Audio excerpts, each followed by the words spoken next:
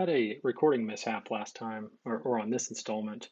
So I think rather than step through all the code, I'll show you some of the code that I had to update, and then we'll add the relevant feature for this. So here in network, I've added a struct named URL with our URLs for the API and the web, and I'm using it here, and we're going to use it in our new view. And this new view will link to the website for the specific pod by date. I also copied this and pasted it and renamed it.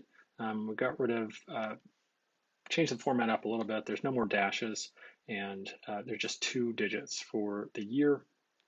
Also want to point out this one, let's delete this. This is actually causing a potential bug. If you're following along, delete the app on the sim. That'll trash the database and start over. And finally, we have a couple of formatters here. One to get that new format as a string, and then getting a URL from a date, and then we're appending it to that web URL with this HTML extension. So I think what we want to do is here, we want to show a link. We could actually do something like this. We could say, we could actually just pass one of those URLs. Doesn't mean it would work, right? And then we could put a label here. But I think what we should do is create a new file, and we'll name it, we'll make it a SwiftUI view. We'll name it web link, and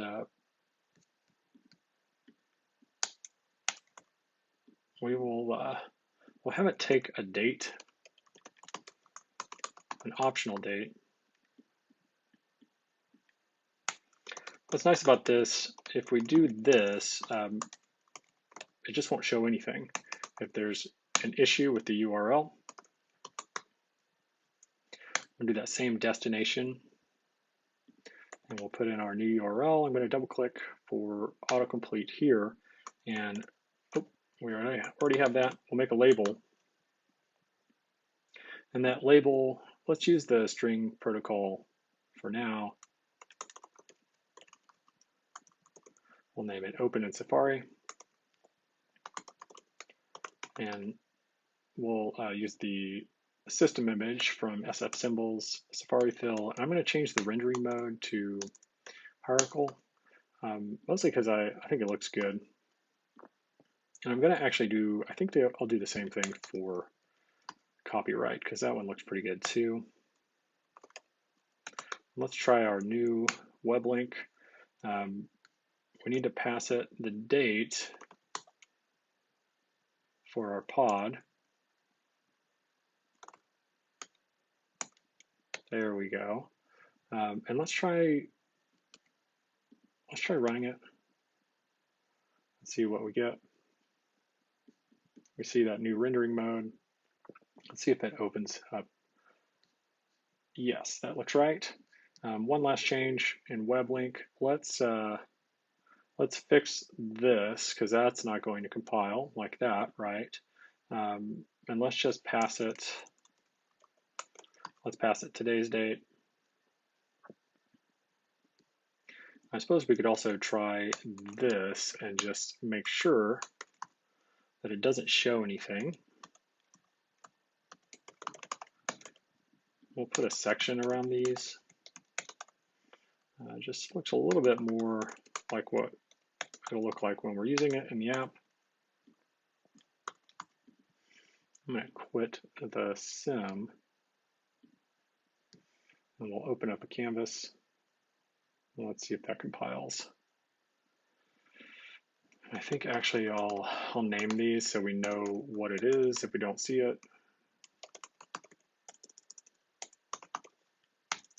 I'll say today, and then on this one we'll say nil, so we can actually see that there is indeed a section. Oop.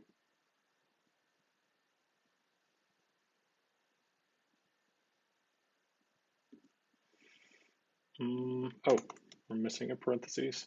There we go. Let's see if those go away. Good.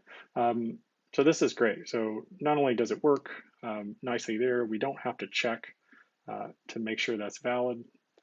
Here in our view, our main view, we do the check inside this sub view, and then we can see that it doesn't crash if we pass nil.